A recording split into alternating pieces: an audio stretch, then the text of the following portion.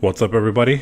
Welcome to the PlayStation Lifestyle Underground podcast. We are an unofficial podcast from the PlayStationLifestyle.net comments and forums, and I guess PlayStation Network community, which is where we found young Jordash over here.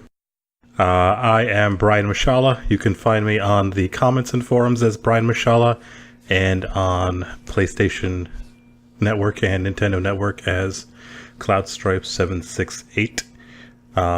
If you haven't guessed already by me doing this introduction, Hugo is not here, but that does not mean I am alone. That's because you have, as you called me, young Jordash here. We're the same age, though. You can find me all over the internet as Jordash7K, same on PSN. I don't play the other games, but I guess we can just dive into our news. Of course, the big news this week, we got the new PS Plus games that came out. There's the infamous Strike Vector. Those are the PS4 games. Have you played either of those before?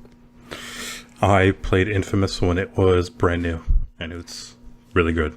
Yep, I'm very much looking forward to that one. I had bought the Strike Vector in the summer sale before, and I haven't played a lot of it, but I played a little bit, and it is a lot of fun. So if you like a fast-paced action game, you will probably like that. Hugo loves it. Yep, I actually got it for free last month.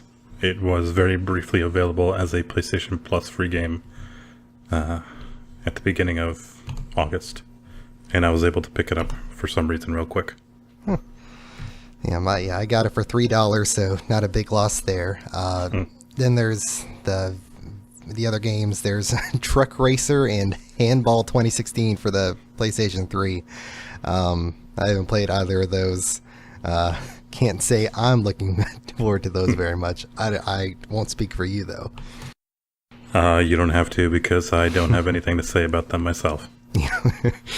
And the Vita games, there's the visual novel Hatoful Boyfriend and We Are Doomed. I don't know anything about either of those either.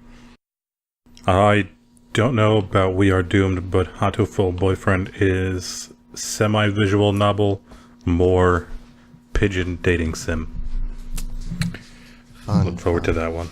Yep. I've heard good things. I won't play it, but, Yeah, same. Yeah.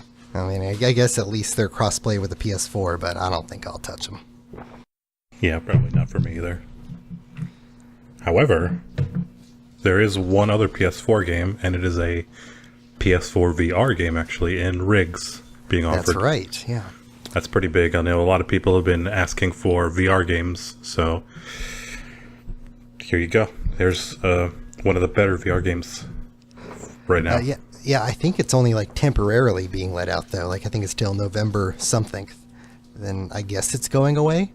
Or I don't know if it's going to be kind of like whatever the phone game is, if it'll be available till then. I think it's just only going to be PS Plus free till November, though.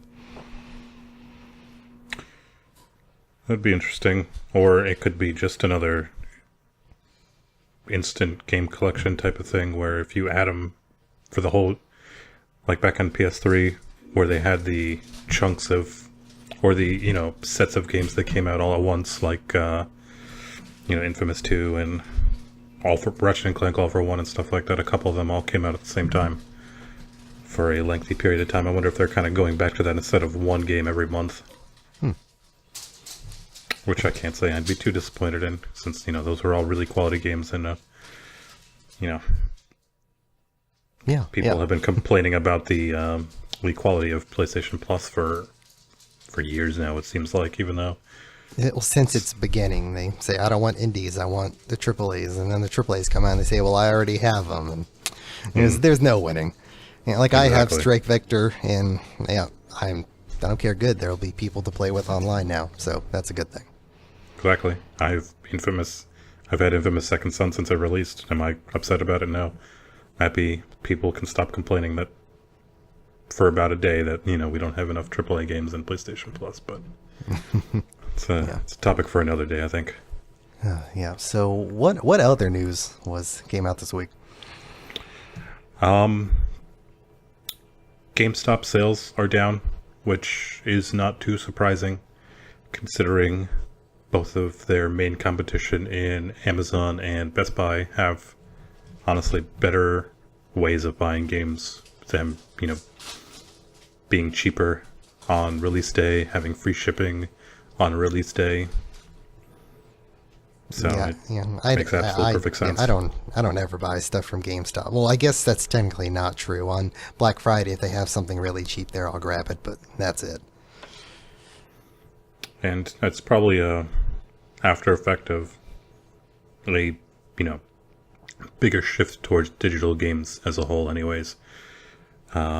Most of GameStop's bread and butter comes from used game sales, buying them and selling them for a profit. So if people are buying fewer physical games and buying more digital games, you can't trade in digital games, and that bottom or that whole income, part of their income is just gone, and it's a significant part of their income.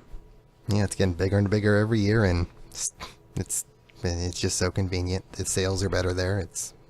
I know there are people that are physical diehards, but that's not me. That's not my life. I'm a little bit of both. I think I usually get physical if it comes with a special or collector's edition that I want, or a steelbook that I would like, or if it's a game that I just know that I'm probably going to sell down the line. But I want to play it anyways. Whereas games that I know I'll just always have, or games that I'm just too lazy to switch out constantly, then I'll buy the digital versions. Yep. And I guess for me, they announced a couple new game things. They announced the Secret of Mana 3D remake, which I think will be pretty cool. I never I've played it a little bit. I haven't finished it, but I know I've played a little bit of it, and I'm sure the game will be very fun in its new 3D state. I think that'll be very good. And there's also they announced a new Shovel Knight campaign that'll come out next year with King Knight. Everybody likes Shovel Knight. I don't know anybody that doesn't. So, why did you snort? Do you know one person that doesn't like Shovel Knight? Personally, no. I was snorting out of laughing and agreeing. Yeah. There were a couple other games I think you had your eye on too that came out this week.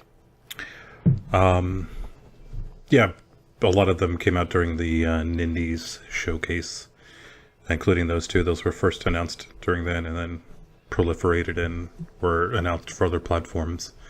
Also, Kentucky Route Zero, which is a very, very highly praised and much lauded adventure game that's been on PC up until now, so I'm pretty excited about playing that finally.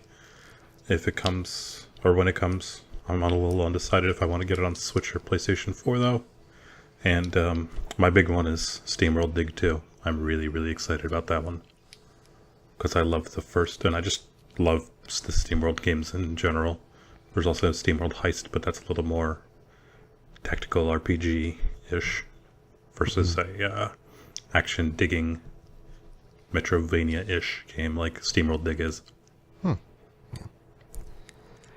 And a new No More Heroes. That's pretty exciting. I don't know anything about No More Heroes. Tell me a little bit about that.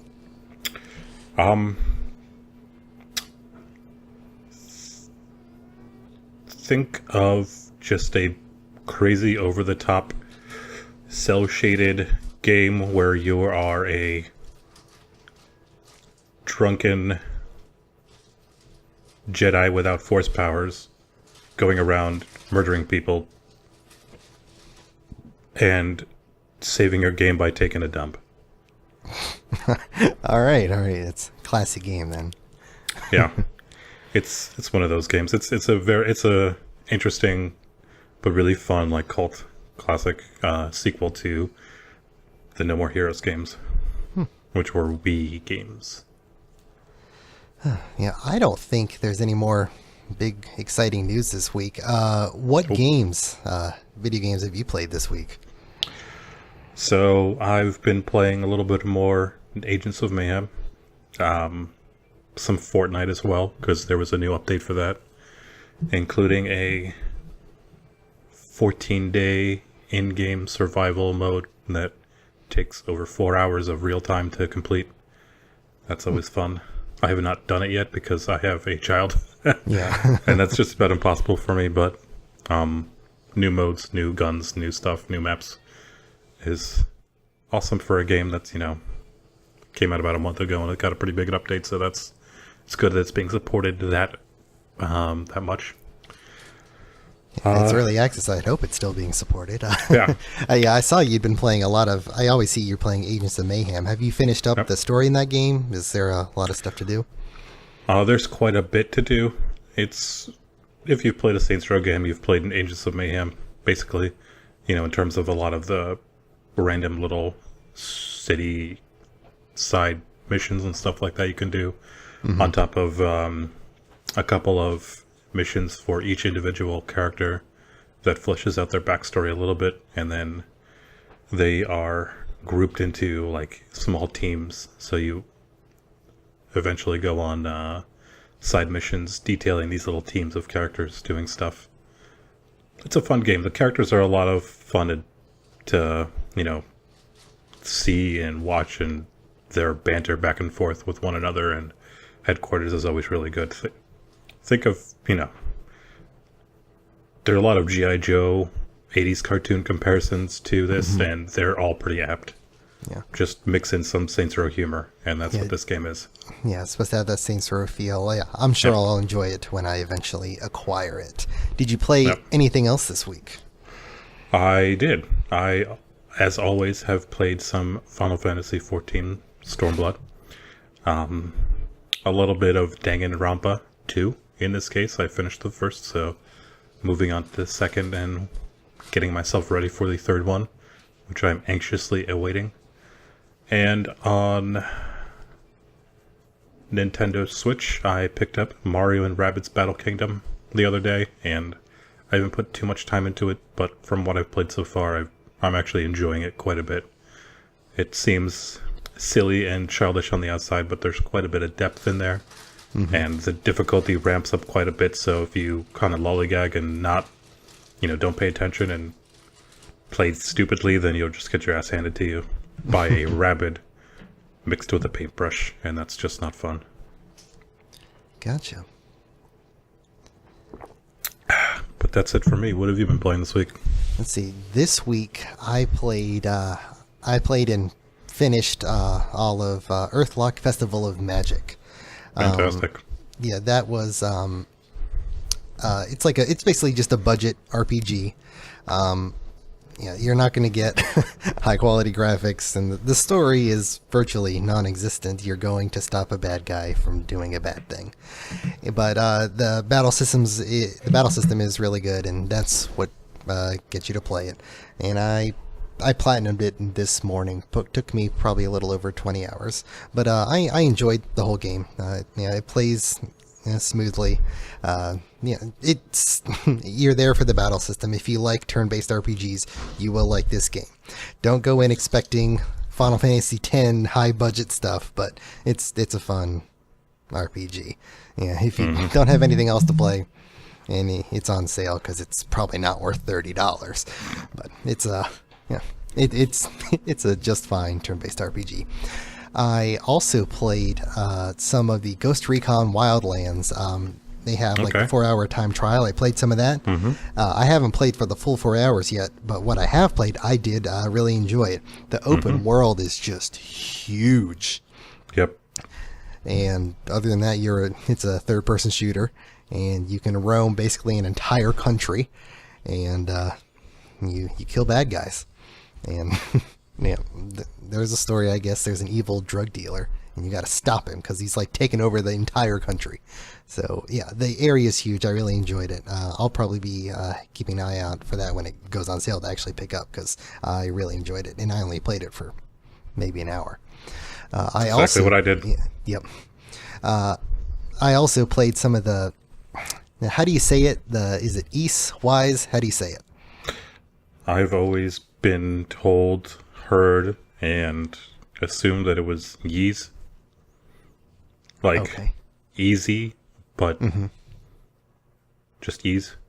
Yeah. So I fired up that demo this morning. I didn't like it very much. Yeah. Yeah, the graphics, like I think you described it to me, see, it feels like a PS Vita game. I don't know. It is a PS Vita game, technically. Oh yeah, you're right. You're right. I didn't really love the combat. Now I played for no more than 10 minutes, but I didn't like the 10 minutes that I played of it. And it seems like $60 for that game might be a little steep. Right. Yeah. I had similar hesitations when I played the demo. I wanted to give it a whirl before I, fully committed to the game, and it definitely felt a little weird at first. I mean, I think it's a little bit of a bad demo too, because it kind of tosses you in the middle without necessarily explaining some of the E7 mechanics that are in place here. Like, beasts are fine to kill with Adol and his sword, but the crab enemies should be killed by I think his name is Sahid, the dude with the axe. Yeah. And then plants or flying enemies are best killed by what's her name, Laxia? Yeah, the one with the girl. Yeah. So I don't think they explained the rock, paper, scissors type of affinity system in that game. Yeah, it just drops you right in, and in a few minutes I was like, oh, this is not great. And then I stopped. And that's pretty much all I played this week. Okay. That's good. If you ever find Ghost Recon for cheap, though, and want to co-op, let me know. I bought it on the Amazon Prime Day sale not too long ago for like $20. So I got it nice and cheap. Haven't played too much of it myself, though. Yep, I'm holding out for the holidays. I'm sure they'll have it good for me then. Yep. Well then, today's topic is a little different than some of our normal topics. Me and Hugo have in the past done an in-depth dive into a series or a game. I think before we've talked about Uncharted 4, very spoilery, and Metal Gear Solid Phantom Pain, as well as the entire Metal Gear Solid series, also very spoilery.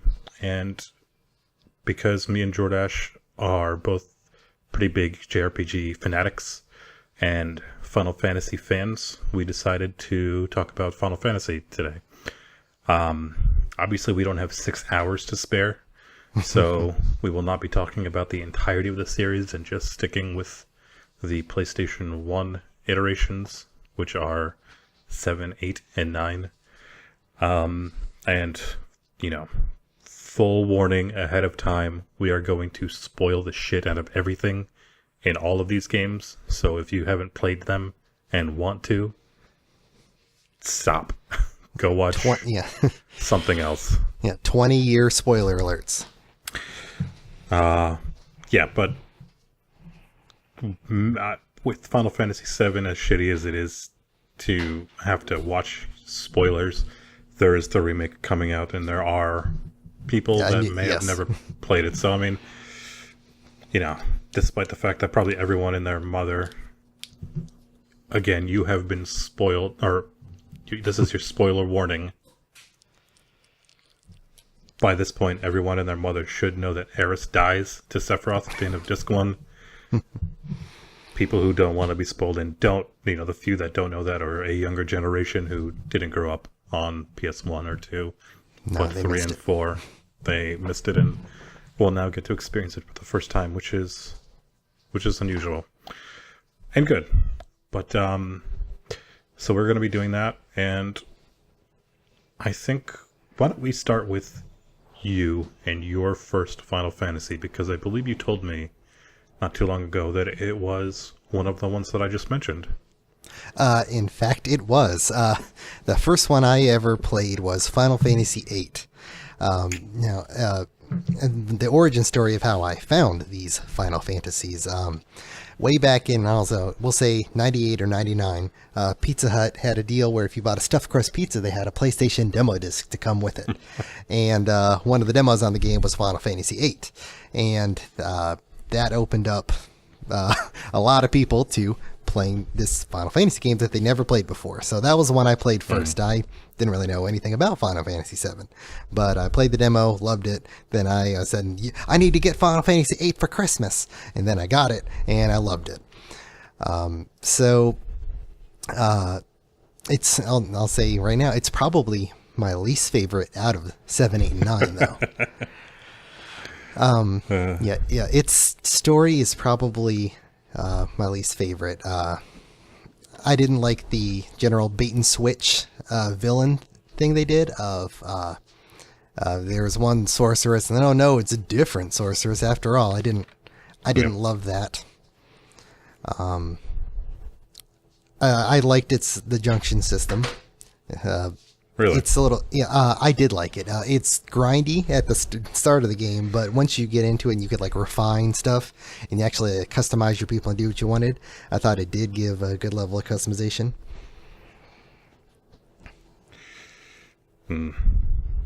I can tell you don't agree. Why do you not agree?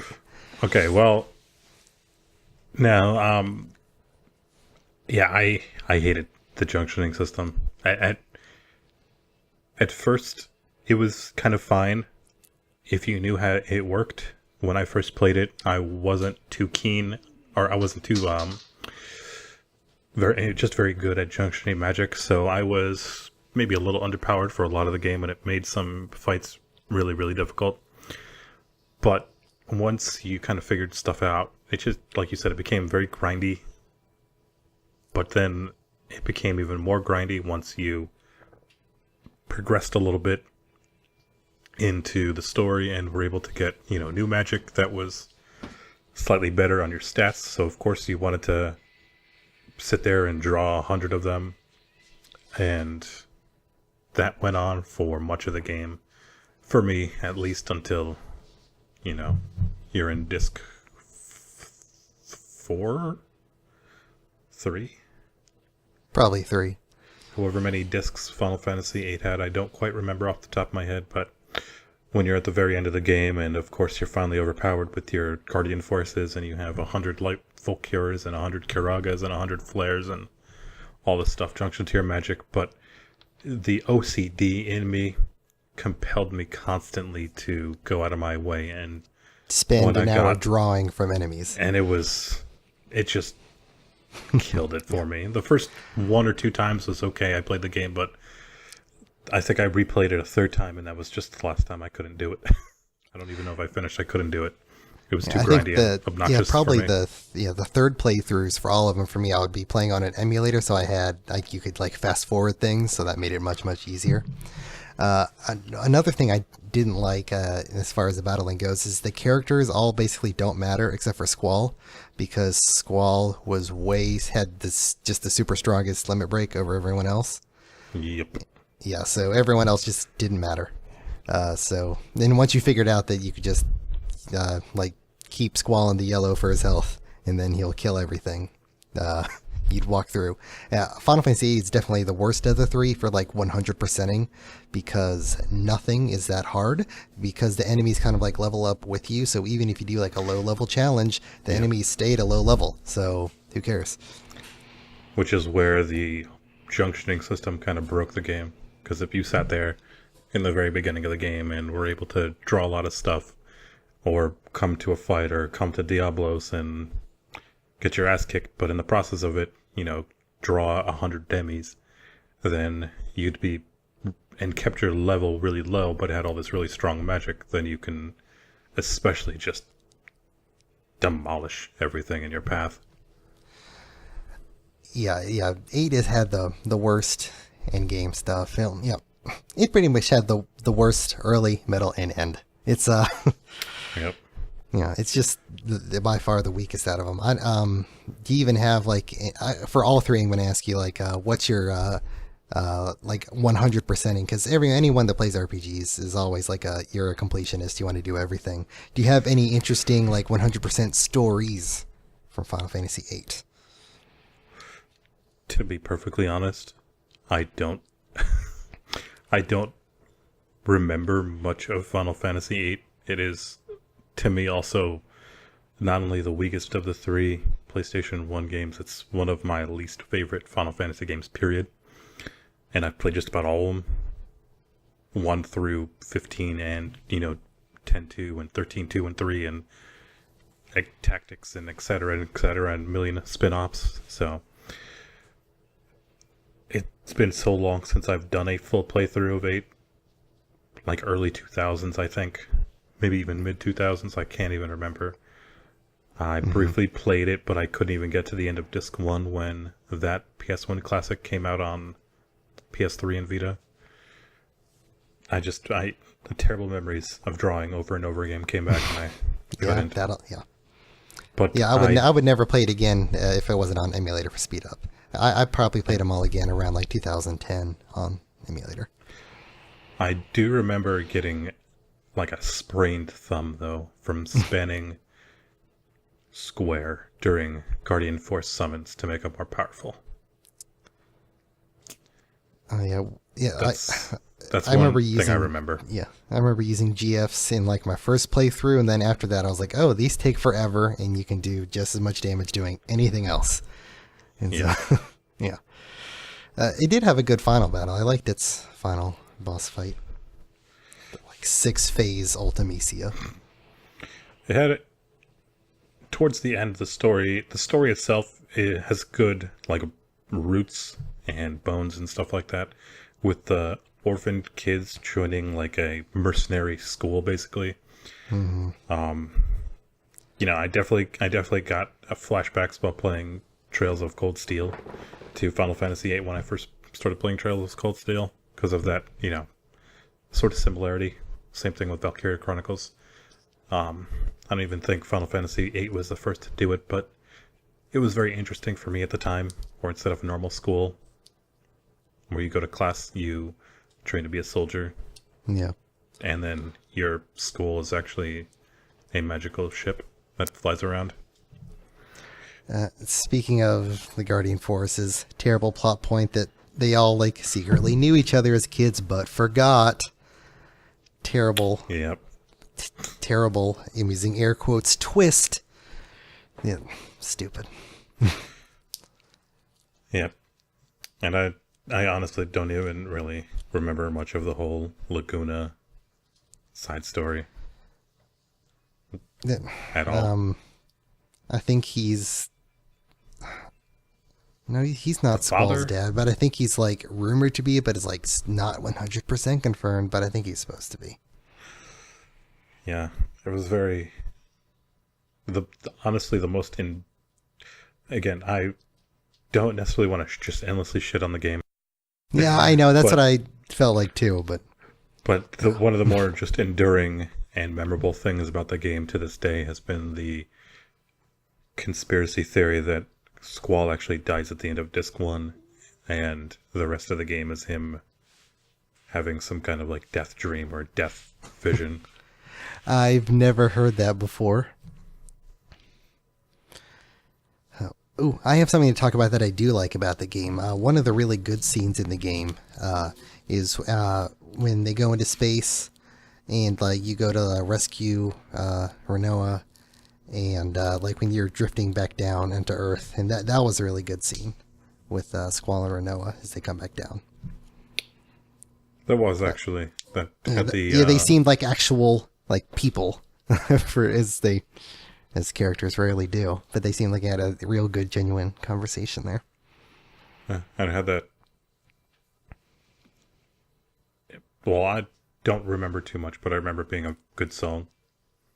Yes. The title is Eyes on Me. Eyes on Me. That's what I thought it was. Yep. Yep. So that was good. That was pretty unique for that at the time too. Yeah, it was. and the graphics are actually pretty good and still hold up fairly well, I think. Whereas, I mean, they're crazy blurry sprites on nicely drawn full backgrounds, but I mean, compared to the geometry shapes tossed together of Final Fantasy VII, that holds up graphically much, much better. Have you ever seen a cosplay picture of someone dressing as in-game Cloud? I've probably seen it, and it's probably hilarious. Oh, it is. Yeah, I don't have much more else to say about 8. It wasn't great. Yeah, I mean, I enjoyed playing it. It was good for the time. It did some interesting things, and I don't necessarily know if all of those things worked. Yeah, they tried something new, and it wasn't awful, but they haven't done it again since then, so there you go. But they did have the Triple Triad minigame. That was one of the best I did things. like their card game. Yeah, Yep. That was a good card game. Final Fantasy IX kind of took it and made it a little too complicated, I think, with the randomly... Yeah, the randomness that ruins it. I mean, some of the more powerful cards are static, I believe, but some of the lesser cards as you're leveling up are a little more random, and that makes things, unfortunately, more difficult and more complicated versus Triple Triad being, one card is... The Squall is going to be the same in every other game, or every single game. Yep. So that was a really fun and enjoyable minigame. And it is one of the highlights of playing through that story. Doing 100%. I 100%ed Triple Triad all the time because it was just fun. And you get great rewards for it. Yes. Yep. Took all those hard-earned cards and turned them into dust and then items. Yeah. So do we want to dive into 7 or 9 next? I'm going to be selfish, and I'm going to go with my second favorite game of the era, and it also happens to be the inspiration and basis of my PlayStation username. Spoiler alert, that's Cloud Strife. That's probably my second favorite one also. Awesome. I like you a lot. Yeah, Final Fantasy VII. It's it's one of the most well-remembered games. Well remembered, but easily one of the most influential of the era. I've had a bit of a tumultuous relationship with the game over the years. I mean, I'm coming back around to it, but there was a lengthy period of time there for like 5 to 10 years where I was kind of sick of it and was a little hipster about it. But ever since playing it again a couple of years ago when it was re-released on PS4 with trophies and I played through it again, that kind of reignited my love for the game again. And I just remembered how amazing it truly was. I think I went through a similar phase with you. I was like, yeah, I loved it as younger. Then I was like, well, it probably wasn't as great as everyone says it is. Then I played it again. I was like, yeah, well, it is still pretty great. It's everything about it is really memorable. The story, it has one of the best villains in any game, Yep. in any story at all. About Sephiroth the entire game. Yep. And he's super strong and he does super bad things. And yes, he is. I guess he's cool because he got a sword or whatever. But you are really invested in wanting to play through that game to kill Sephiroth. Yeah, and I mean, there's some weird things that go on. I mean, it's one of those things where it's a little harder to understand the intricacies of the story the first, second, or even third time you play it. Mm-hmm. As great as a villain as Sephiroth is, and despite the fact that you quote-unquote constantly see him, at the end of the day, it's Jenova the entire time except for the very, very end. Yep. Which is fine. It takes away from it a little bit. And you're like, oh, that wasn't him actually there. He was just, I don't know, using magic or whatever he does. Yeah. However, the constant plot twists regarding who and what Cloud is compared to Sephiroth were, I thought, great. Because, he starts off the game as a badass, and he's a badass the whole way through, and then some weird shit happens with Sephiroth, and then, he's a clone, and then he struggles with this gigantic identity crisis, which was pretty unique in gaming storytelling at the time, before, piecing his mind back together in the game and finding out that he suppressed the fact that he was actually the scrub little soldier and not the soldier first class. Yeah, I think that's a great twist too. Until Yeah, you realize that you think that for so long because Tifa is like a liar and like doesn't say anything. Yeah, that always kind of annoys yes, me. that still bugs me. But I'm like, just look past it because they kind of do the same thing in Final Fantasy X, except they do it much better. But so I look past it and I just appreciate it for what it is. Yeah. And then, of course, it wasn't the first time it happened, but it was definitely one of the more memorable moments where, I'm sure a lot of people became attached to Aerith over the course of the game, especially, well, obviously only Disc 1, and then, sure enough, she disappears after you do the Temple of the Ancients. Temple of the Ancients, that's right. And next thing you know, she's gone, and that's the end of Disc 1.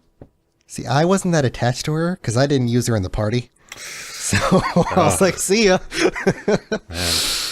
Between Great Gospel and her just being the strongest healer, as the more traditional RPG player who loved the dedicated healers in their party all the time, I was pretty crushed. Who was your original party the first time you played through the game? It was Cloud, Yuffie, and Eris, and then when she died, I switched to Vincent. And that's because I didn't know better. Yeah, he's the worst. My first playthrough, my party was even worse. I used Cloud, Barret, and Vincent. Yep. Yep. Not that Barrett's a bad character; his limits are good, but Yeah. Vincent would be the healer because his limit was terrible. Yeah, I just, I was a weird kid, so I thought his brooding nature was cool. I thought that the fact that they had guns were cool. Stupid reasons all around for both of us. Yep. I mean, we were like 11 or 12 when we played it? Something young? I was first introduced to it by my friend in middle school. In 97, maybe Wait, 98. you were 10. Maybe 10 or 11. I was about 10 or 11. So, of course, none of us knew better back then. No. But I've since come around, and I still like Yuffie. Her limit breaks are good, and she's a pretty decent character all around. But I replaced Vincent with Sid because he's awesome, hilarious, and he has awesome limit breaks too. Yeah, I like having Sid and Yuffie as the party. Yep. Yeah, as a learned adult, that's what I've chosen. Yep. As far as the battle system goes, all the characters were very different, unlike 8. Yeah, they all had very different limit breaks, different stats. The materia system was really good, lets you customize people to do whatever you wanted to do. With a fairly steep learning curve, though. It was. One of my favorite things that I didn't know was I thought that you could only use all once per level. So, like, I would just hold on to that all cure for, like, one boss battle, and then I just, like, wouldn't use it again. So however long it took to gain a couple thousand AP to level up, that's what I thought way back when. Yep. I remember just stacking a ton of materia on Cloud and wondering, why the fuck is he hitting for 7 damage? Yeah. But once once you got over that learning curve, it was really, it was a good system. You had a lot of variety, a lot of interesting combinations of abilities between, the infamous Phoenix final attack combination to come back from the dead, and what was W it? item glitching. And Knights of the Round miming to make that summon take 45 minutes and kill just about everything. Yep. On top of random abilities like being able to attack from the back row and adding elemental attacks and, always Stuff getting like that, critical hits and HP and MP increases and leveling that up and then copying it when it maxed level to get a new materia. It was all really deep and interesting, but a pretty steep learning curve. Not quite as bad as 8, but No. But yeah, it had a great late game for completionists. Yeah. My favorite 100% thing, because what I would always do is you'd level up all the tons of materia in the crater, and you'd come out and you'd fight Emerald Weapon and try to kill him in a fun and new way. And my favorite way to kill him was I mastered Magic Counter enough to fill up everyone's slots, which takes, it's the second highest in the game. It takes 350,000 materia or AP to level up. And then I would put a Master Magic link to it in every slot. So and then also one with Quad Magic. So nice. when Emerald Weapon would come and stomp on your whole party, I forget how many spells you would randomly cast 4 of. It'd be like 7 times 4 for each person, and then you do that encounter, do that whole bunch, and that was my favorite big time wasting thing that I did. So exciting. Did you do anything remotely interesting with your completionist Final Fantasy VII?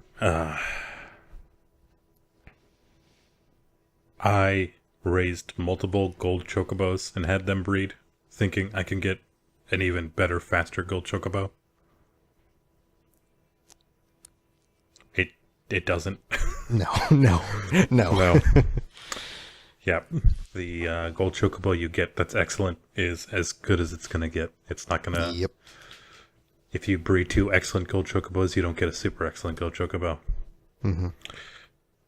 But, yeah, I hated the weapons. Not because they were not fun to fight, but they just took so long that it kind of became... Ruby Weapon was a total pain. Oh, yeah. I've only killed him like once or twice, legitimately, and then totally cheated my way through on the PS4 version by putting on God mode just because I knew why waste the time? I did the same exact thing on PS4. I did the same thing. I knew I can do it. I've done it before multiple times. I just didn't want to because... No. It's work. It's not fun anymore. That's a chore. Speaking of work and chores, what is your favorite point to level up limit breaks? Ooh, I don't think I had a specific point for that. Because I know you had to do kills and then use it a specific amount of times. I don't think I had a specific thing for it. I want to get close to end game. If there was someone I wanted to earn their levels, I'll just make sure they killed enemies.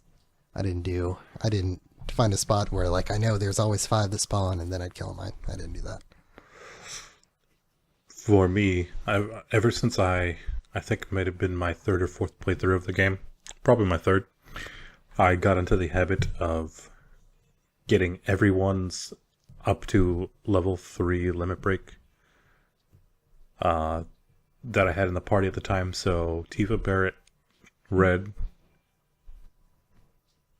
Aerith, Cloud, and Yuffie, because you got her just after, right before you got You're talking about Mount Coral? Not Mount Coral, but the other cave. Yes. Okay. I always leveled up all my limit breaks in that little cave in just about every playthrough.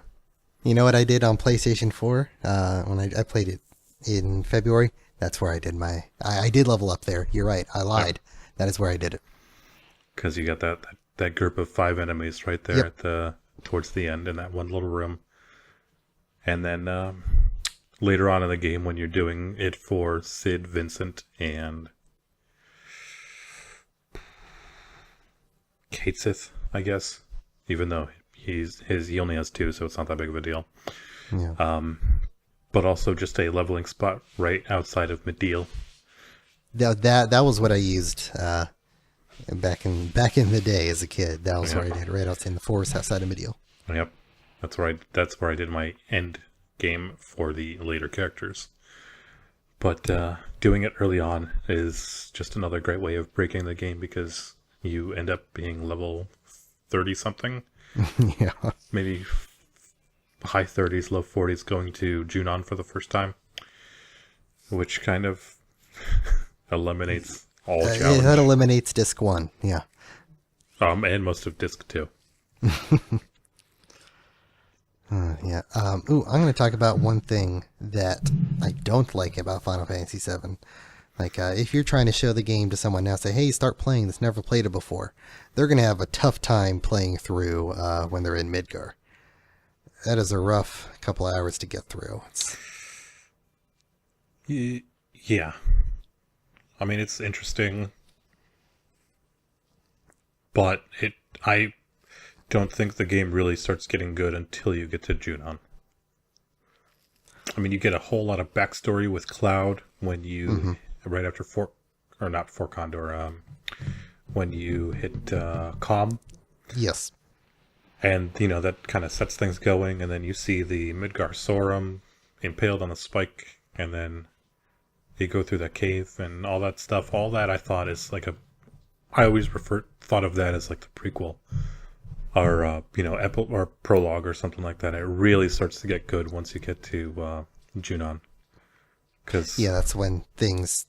when all the characters start getting in motion. Because, yes, you're in Midgar, but, you're right. It doesn't really start till you've got that hour-long backstory to set up everything that's going to happen. Right. Plus, Yuffie's just always been a personal favorite character of mine, so... The game always starts for me when I recruit her, finally. I hated her, the Wutai side quest. It was a little obnoxious just because the first couple times through you were so reliant on materia that it hurt to have it all taken away. And it hurt me, especially being a little OCD when she gave it all back in random mixed places. And that was just the most infuriating fucking thing imaginable, but... That's not even the part that I disliked the most. Is the part when you're actually in the town and trying to go to whatever specific spot that's unlabeled, and you just have to kind of like, hopefully hit X in the right, or excuse me, circle back then in the right spot to, oh, you found her here. Oh, she's now in this building behind this wall with no symbol that she's there. So it took too long for me, and I had no fun doing it. So the first time I played and got stuck going to Wutai by accident, I was very unhappy about it. Yeah, because unfortunately, when you start that side, there's no going back. Nope. No materia is not a good thing to deal with. No. I wonder if the game is possible to continue like after that. Like, will it let you go back on the plane and just go to the Temple of the Ancients or whatever? That's a good question. Someone out there must have done it. Yeah, if it's possible, I'm sure it was done. You're right. Yeah, because Final Fantasy VII has tons of different like challenges you can do on yourself too if you're into that sort of thing. Yep. I'm not a masochist. I like making the game easier for me, if anything. Yeah, because you always find what works to kill everything instantly. And then you do that for the entire game. Yep. But,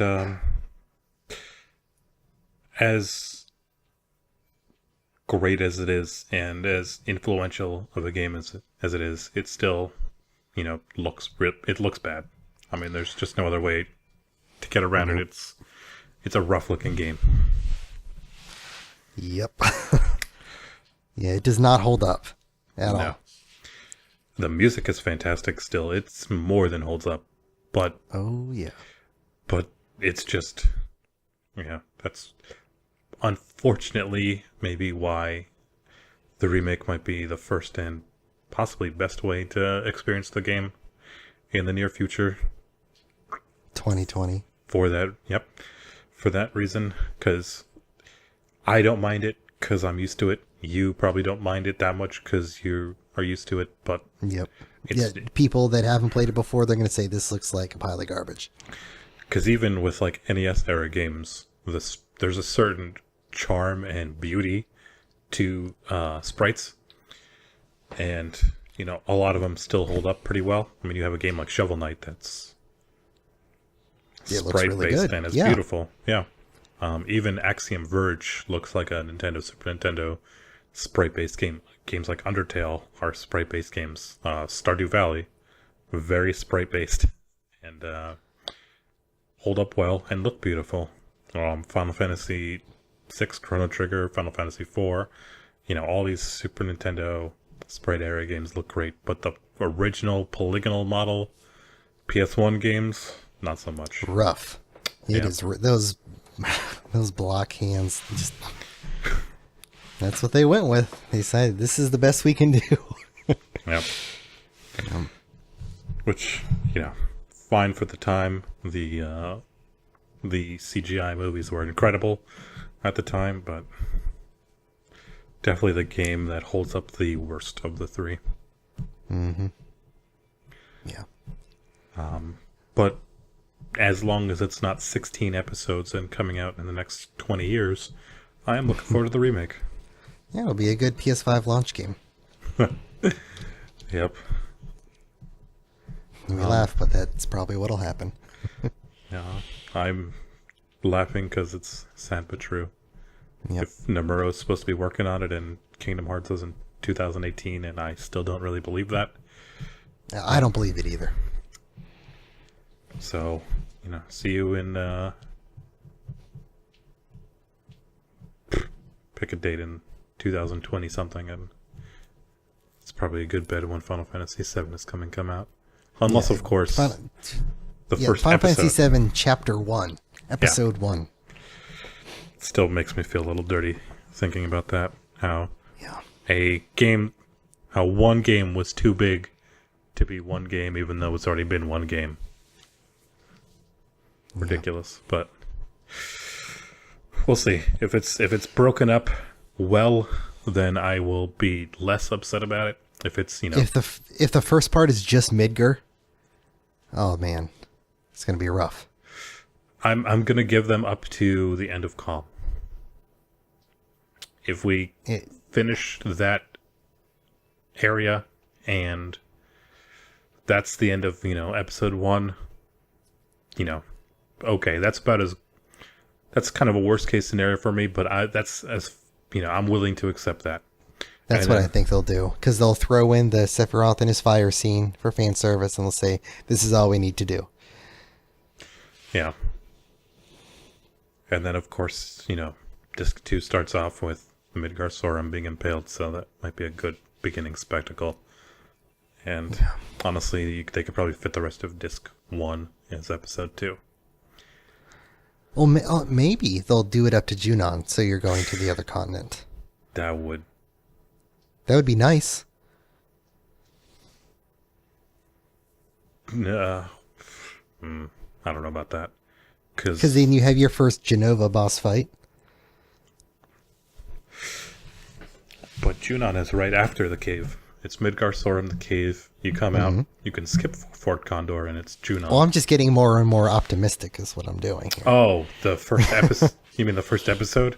Yes. Okay, I thought you meant second episode is Oh my god, that would be terrible. One Cave, episode 2. Yeah. No, Junon would be a pretty good finishing point too. If it's an episode per disc, with disc 1 being split up into 2 episodes, That would be fine.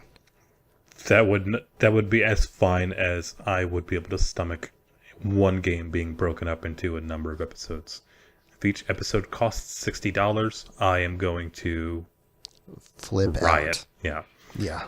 If they're $30 a piece, I'm going to punch a wall, And cry pay the myself damn to sleep. $30, and- unfortunately. yeah. Yeah. Because, you know, like I said, I've had an up and down relationship with 7, but it is one of the best RPGs ever. You know, I can say that 20 years later. Yeah. I mean, And we just talked about it for almost half an hour. yep. I mean, CloudStrife768 is my username and has been since the late 90s, and there's a reason for that. Yeah. Because Shuhei Yoshida won't let me change my PlayStation name. Just kidding, Shu. Yeah. Who doesn't listen to this podcast? Anyways, Yeah. What do you say we jump in at 9? let us jump to 9, and saving the best for last, I think. I think we both think it is easily my favorite of the 3 PS1 era Final Fantasy games. For Is it your favorite overall? I know it's not your favorite overall, but Final Fantasy IX actually is tied with Final Fantasy IV as my favorite Final Fantasy games in the series. So I hold it in very high regard. I think 10 might be my favorite. Okay, that's That's just I think that's my personal favorite. I might just be saying that now because that's the most recent one that I've played. But I've always held it in very, very high regard. I really like the story of that one. Hold on. We're going to talk about that for an hour if we get started. So, yeah.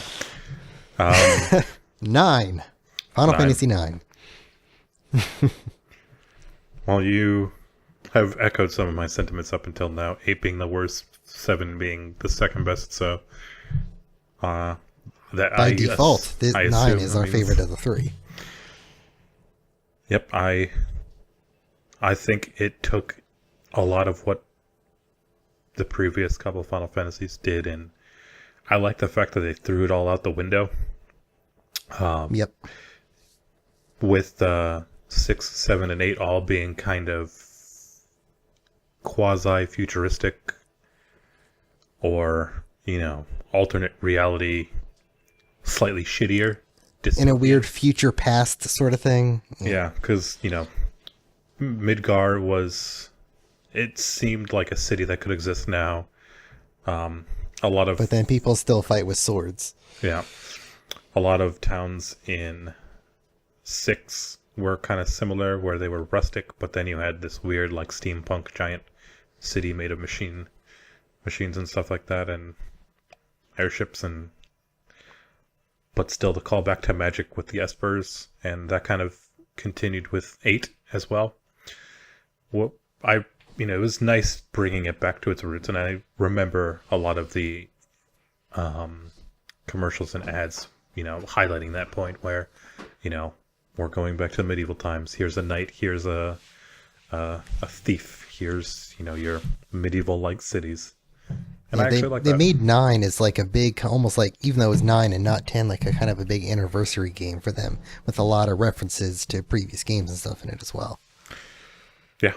Between, 1.5 million key items and Yep. and random things used during auctions to do side quests and stuff like that. Yep.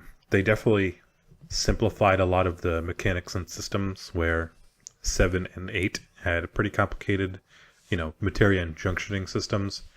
With Final Fantasy 9, I thought it was very, very, maybe not very, very, but it was considerably far more simplistic, and you equip this piece of gear, you kill enough monsters, you learn the ability on the piece of gear.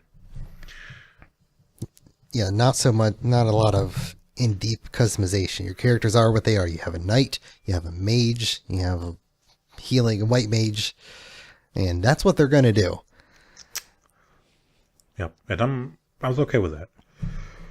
Again, being a little more, playing some older Final Fantasies and RPGs and stuff like that, I was a little more used to defined class roles for characters. So I had no problem that instead of like the brute soldier warrior type characters that we had with Cloud and Squall, we went up with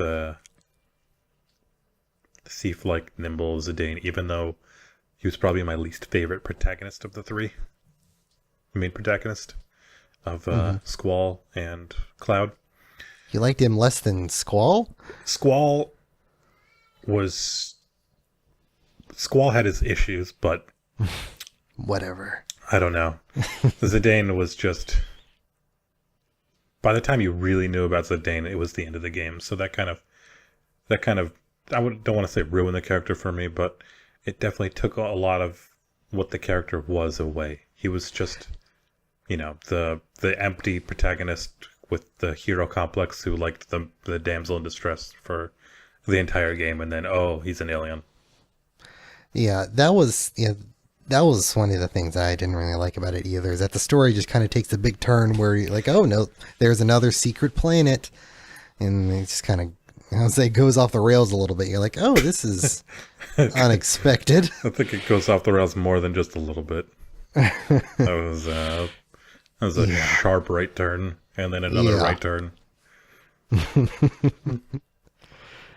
Yeah, that's the big complaint, is its twist is you're like, this is unexpected and doesn't really change anything. It's just weird.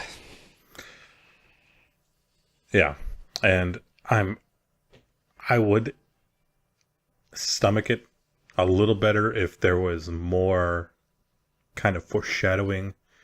But there's not. So which means it's bad storytelling. Yeah, you just have no idea. I mean, it's the queen for 2 discs trying to get all of the summon stones, and that's how she dies. And then obviously, disc 3 starts with Garnet being the queen, and obviously there's still 2 discs left in the game, so something has to happen for you to continue your adventure. But I don't know, just the Eye in the Sky being a ship that's really from another planet to siphon off energy for its home planet and Zidane, despite there being absolutely no reason for it, him being good, is suddenly from this other planet. Yeah, that's the main reason I liked him the least, because Cloud's story was great. Squall's wasn't great, but it made sense. It was a little forgettable, but yeah, it made sense, and it worked, even if it was a little complicated and convoluted thanks to the whole Laguna stuff. With Zidane, it's just bad. I just think it's bad. I mean, as a character himself, if you ignore the story, he's fine. But the story, there is a story. There is a story. You can't ignore it. But I mean, Steiner has a great story. Vivi, everyone else has great. Pretty much everyone else has great stories. Garnet's is incredible. The journey. Now hold on. Now you call her Garnet also, even though she's supposed to be called Dagger throughout the game. Even though her name was actually Sarah. Oh yeah, that's right. Yeah. Well, when you go to name her, they're like, "You want to name her Dagger?" I'm like, "No, I'm naming her Garnet." Yep. That's what I did. Said that I'm not having a dagger. That's dumb. Yeah. Here's this knife. My castle has been ruined. My mother's dead. My home is destroyed. This alien is trying to take all my shit. I'm just gonna cut my hair and rename myself. Yeah. That's the least good thing about her story. But the journey she takes up until that point, and overcoming grief, and putting the weight of her kingdom and the planet on her shoulders along with the rest of the party. I like. She has the best story, I think. Besides maybe Vivi's. Vivi just dealing with mortality. That's even more real. Just mortality in general. It's really good. Yeah. I didn't know Vivi was, when you beat the game, he's kind of narrating that. I didn't know it was Vivi for a long time. I thought it was Garnet. And I was like, some of this doesn't really make sense, but I figured it was Garnet and not Vivi. Mm-hmm. Yeah, he's definitely a great character. I like Steiner. I like Beatrix, even though she's not really a party member. Yeah. with her back and forth thing. Freya and dealing with her cities being destroyed are great. Yeah. Aiko was a little lame, but characters Yeah, she was lame, but she kind of made sense still. being from the summoner tribe that Garnet is actually from. Yeah, she tied Garnet's story together. Aside from Zidane, I think Amarant was the worst because he's an enemy, but then he decides to join you because. He has his weird honor code or whatever. I don't know. But even his story is the most throwaway one. But I just didn't like it. He's there. Yeah, he doesn't. Yeah, his story. He doesn't have an arc. I mean, I'm sure he does, like, superficially, but it doesn't matter. Also, Quina also doesn't matter. Quina's is a weird character to begin with. He kind of comes out of nowhere. He's optional until he's not in the second disc. Yep. But I always had a kind of thing for blue mages, so Quina, while not in my, final party, was always appreciated in the parties that I did have him in, until his random damage forks did no damage and fucked me over on bosses. Yeah, that was a pain in the ass. You see, you like the blue mages. Blue mages were like my least favorite thing in all three of those games. They're too much work. To get what you want. I didn't like it. In 7, you had to do the enemy skills stuff, which I never bothered with. I was loved. Hard pass on the and the enemy skill. In 8, you had to do it for Quistis's limit break, which she didn't use anyway because she wasn't Squall. And then Quina, I think Quina was the most useful out of the 3. Because I would eat like a couple things with her because she had a few nice things, but she was never in my main party. I avoided her. I hated when you had to split the party in the third disc and you're stuck using her in one of the two places. Yep, that was. It was tough. It was a surprise. It was a challenge, but it was a welcome challenge, so it made you have to work for it. Yep, that's why I was thankful that. Well, I wasn't thankful, but I was glad that I used her throughout the game when I definitely picked her up on the way to Bermechia,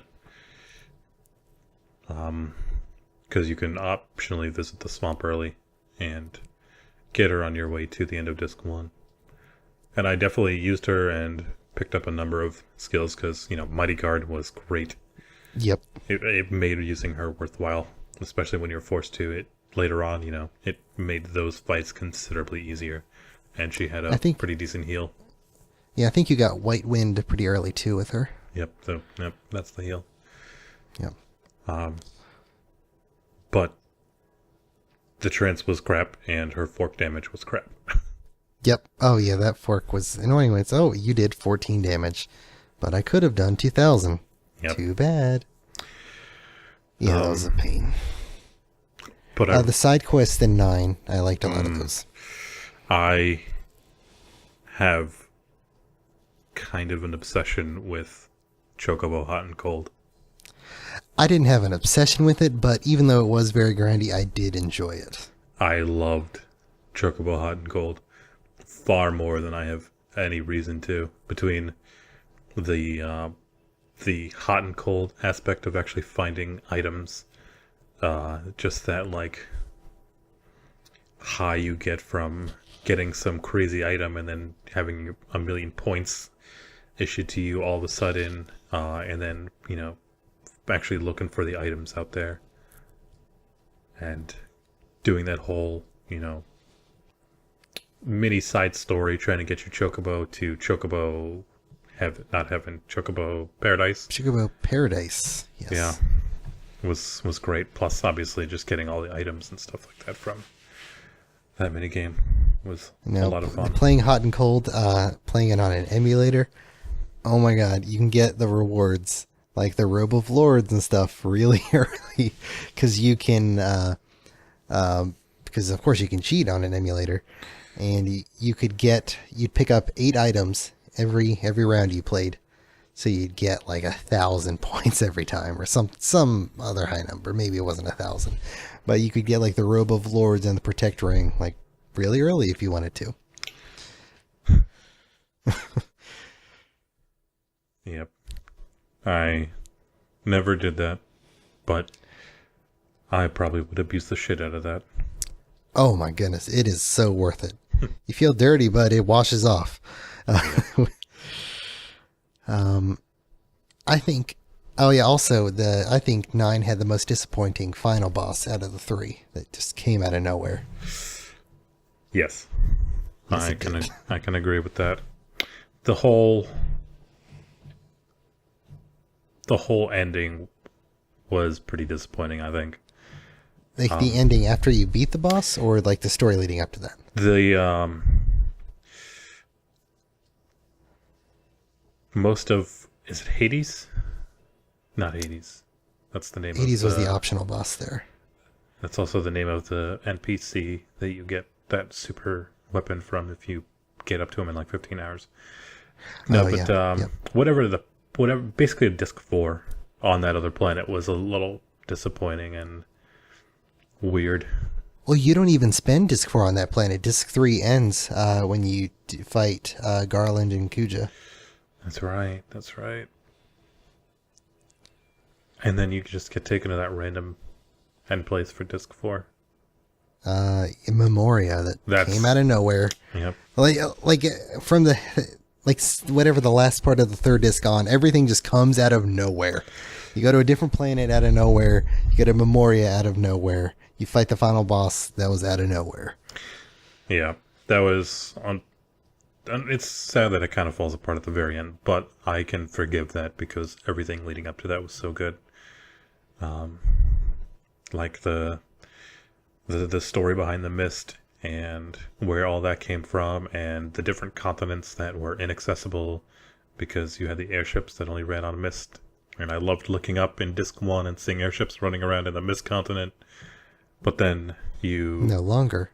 But then you go to Disc 2 and there's no mist and you don't see any airships. And then when you finish Disc 2 and you kill the Ifa tree that discontinues the mist in the mist continent, yep, no more airships flying around anywhere. So that was always a nice touch to me. It made the world feel a little more alive, seeing... Yeah, the world mattered in that. And they knew that they all lived on just the one continent. But then, yeah, the world mattered, like you said. Yep. And then except for, the end of Disc 3 and on, the only part I really didn't like about the story was when they were forced to take the airship to the Forgotten Continent to get something for Kuja. Mm-hmm. I don't even exactly remember what the story point was for you to go, but, he kidnapped Sid's wife and the nice airship and was using that to fly around the world, and you had to go to the upside down castle. Or no, that was after that. After you save whatever, the Hildegard was her name. That was Sid's wife. That was the name of the ship. Hilda was the wife. The ship was the Hildegard. I just assumed that was her last name. No, I think you had the party split up at that point, I think. I'm trying. Yeah, the Ibsen's castle was the That's upside it. down place, That's and it. that was where you go to do something when you're about to go to the alien to Terra. Oilvert was the name of the place where you can't use magic that Kuja sent you to. Okay, It's like Oilvert. that's right. It's been a long time. I need to replay 9. It took me a while to pull it out of thin air. Yep. I also loved some of the side quests. The card game in that game was a little disappointing, like we discussed earlier. Yeah, due there to was no rewards for it. There's nothing. There was some if you participated in the tournaments. Well, that was story required. Well, That was it. there were tournaments that the story kicked off the tournaments, and they continued throughout the rest of the game. And some of the I don't rewards, think I ever played a card tournament after that. I Yep. didn't know that existed. those do exist, and the rewards weren't that great, unfortunately. And just the card game itself was worse than Triple Triad due to the randomness of some of the cards, Yeah, it was. which was a little frustrating and sad because it may not have made some matches totally impossible, but far more difficult than they need to be just because the arrow was in the top left instead of the top right or something like that. Yeah. Chocobo Hot and Cold I loved, though, and I actually was a fan somehow of the Quizmaster random encounters. Yeah, those were fine. Yeah, it was something to do to explore the world. It was good. Just randomly got in because he was random anywhere you can go, and if you got the right answer, you would get some nice rewards. And then on top of that, you had the friendly animals side quest that would get you a shit ton of AP, and that was fun. That was a nice little kind of continuation throughout the entire game up until the very end, where you're trying to get the Yeti and instead fought the regular ones who would cast Comet on you and basically kill you. Yeah. That was fun. I didn't think the optional boss, like their super boss Ozma, was all that fun of a boss to beat. Nope. Yep, not my favorite. Yeah, because you basically just like put on gear that absorbed dark magic and then you beat him. Plus, he was a circle or a sphere. Yeah, and that was and that was it. It was a ball. A nice looking marble, but other than that, Oh yeah, speaking of the friendly animal side quest, if you found all of them, they gave you a bonus in the Ozma fight that you could hit him with like regular physical attacks if you wanted to use them for some reason. that is true. Did you ever do the Excalibur 2 side quest to get to the end in 12 hours? No, I absolutely hate speedrunning games, and it's always been stressful having a time limit on games for me, so especially with an RPG like that where I like to take my time and grind, Yeah. there was no desire to ever do that. Yeah, speaking of speedruns in Final Fantasy IX, that's probably my favorite of these three to watch a speedrun of, because at the end, 9 is also the hardest out of the three. There's a lot of bosses that can kill you, and the one that has the best chance of killing you is Death Guys right before the end. Like, you have to just get flat out lucky in order to win, so you can be playing for 9 hours and then just have it taken away if you don't get good luck. Well, that's Which I don't know why anyone would do that to themselves, but people do it. some people like that challenge. I mean, Yeah. I believe you said you're a fan of SGDQ, and just a couple months ago, I watched someone play Final Fantasy VII in about 8 hours. That was a hell of a thing to watch. Not in one sitting for me, of course, but Yeah, it's 9 is, or excuse me, 9. 7 is, there's two kinds of speed runs. There's the regular run, which is, well, I don't like either one of the two versions of the 7 run because it's all about using slots. That's the quickest way to do it. I forget if GDQ this year did it with slots because you'll just use Kate Sith. Oh, it was no slots? Well, that's a little better. Because the official fastest way is with slots, and that's just every single fight, and it sucks. And then the other, super glitched way is once you get to Yuffie, like there's some glitch you can do you go to the forest and you find Yuffie, and then you transport to like all the way on the inside of the northern crater, and you're right at the end of the game. it's weird. Yep. The one this year was just a couple of skips here and there, but a fairly straightforward, from Midgar all the way to Northern Crater, avoiding as much as possible, and bullshitting your way through most of the game with a Deathblow Materia on Tifa. Yep. And you Either way, it's the fights are all the same in 7, so it's not a great speedrun to watch. That's my opinion. It was fun to see it done in that amount of time. I think I probably watch more regular speedruns outside of GDQ than you, which is to say any. Yep. So, so the that's novelty true. on a lot of the stuff is worn off on me. I'm like, oh no, this similar game is not anywhere near as good as this other similar game. I would love Yeah, to watch a 9 like to- speedrun, though. Oh, 9 is good. I don't check it as much as I used to, but speedrunslive.com, that's where they have just people that are speedrunning. And there's a few guys that run 9. Yeah, it's a good one. Yeah. And before we wrap it up, just kind of continuing talking about some of these games outside of the stories and mechanics and stuff like that. The 9 probably looks the best. Definitely looks the best. You know, the painted background, or not the painted, but the backgrounds are just beautiful, I think. They still hold up really, really well.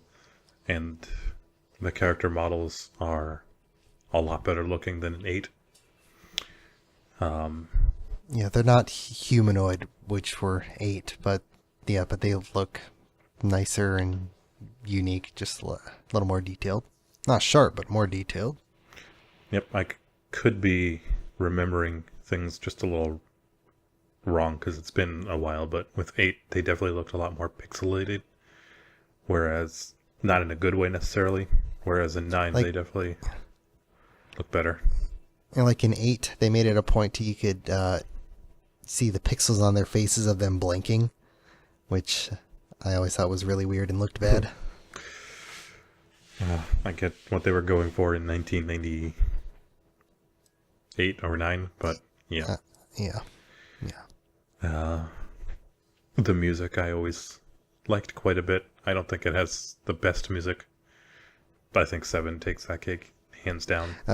7 has the best music overall, but 9 has a few good tunes of its own. Absolutely. And all I remember from 8 is, unfortunately, some weird techno-y tunes. And Eyes on Me. I remember finding somewhere online, like, some people voted on, like, the best Final Fantasy songs, and the one they voted actually is number 1 is the regular boss fight music from Final Fantasy VIII. I honestly can't remember it off the top of my head, but Neither can I. so I will disagree with that one. Yeah, me too. I'm in a rage. More than one winged angel? That's ludicrous. Yeah, no.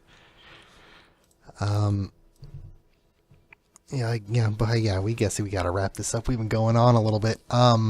Destiny 2 comes out next week. Pretty stoked. Yeah. Oh, and a new game snuck out this week. It's not a new game; it's an old game. They put out Red Faction 2 as a PS2 classic. Ah. I saw that, and I liked Red Faction 2. I liked both Red Faction 1 and 2. Yeah. And the open world one for PS3, actually. I haven't played Guerrilla, but I really have. I've meant to, but I haven't. I have 1 month left of PS Now. I think I'm going to try to play a few of the games on my list in PS Now. I barely did much of the story. I just liked walking around and sledgehammering buildings to nothing. I can only imagine how fun that was. Oh, quite a bit, because that was basically the entirety of the game for me. Yeah. Have you played I Am Setsuna? A little bit. I got it on sale a while ago, but playing it on PS4, I'm a little bitter about it, so I don't like playing it on PS4. I've remote played it on Vita much of my playthrough, so that's basically, if I have time and I have my Vita near me, then I'll try to play some Ion Setsuna. But it's a pretty good game. Yeah, I mean, it's got kind of like the Chrono Trigger kind of feel to it. It is. That's definitely the closest comparison to a most modern, or to some of the more old school RPGs, but just some of it feels a little off to me. Like, instead of learning skills, you buy items that have the skills. And there are some cross skills, but again, that's Either way, you're not giving it a glowing review. it's if you like Chrono Trigger and you find it for $20, I highly recommend it. Yeah, I've never seen it for, I think, less than 24. I don't think I've seen it for 20 yet, but The story is a little forgettable, and it's just pretty cliche JRPG story. Yeah, I So kind of thought it would be. So, I mean, that's kind of why I'm able to pick it up and put it down for months at a time and then pick it back up, because the story is just inconsequential to me. I Yeah. know what's going to happen. I've known everything that's going to happen up until the point where I'm at. Yeah. So, but, you know, despite me sounding like I'm shitting on it, it's a good game, and I've enjoyed my time with it. But when I start playing some SNES Classic in about a month, Chrono Trigger might be my first game, so I'm Yeah, just gonna that entire SNES Classic game list is, every single game is great. You're gonna lose a lot of time when you get that. You're just gonna time travel from whenever it comes out to a month later. It's gonna be gone. I hope not, because Super Mario Odyssey comes out in that time frame.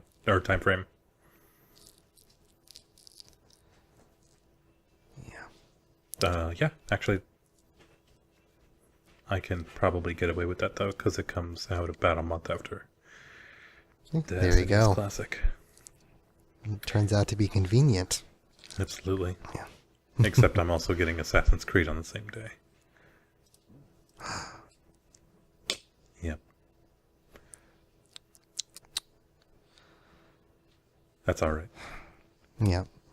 One of these days they're gonna add an 8th day to the weekend, another 5 hours to the day, so I can actually play some of these games fully. I'm not gonna hold my breath on that one, but you can. You hold your breath away. If I hold my breath long enough, I will be able to play these games from my hospital bed. A bold strategy. That's a bold move, Cotton. My wife and kid would really love and appreciate that one. Well, we've been talking for quite a bit about these games here. And we can keep going, but I think we're going to have to call it a day. I think so too. The 90-minute mark is probably enough for Hugo to throw fits at. Well, I'm willing for him to make that sacrifice for us. I am too. But, yeah, thanks for listening, and look forward to the next one, where we spend another 90 minutes talking about Final Fantasy X and X-2. I was already thinking that. And 12 if there's time. Oh my goodness. Oh. Yep. Yeah. But yeah, see you later, everyone.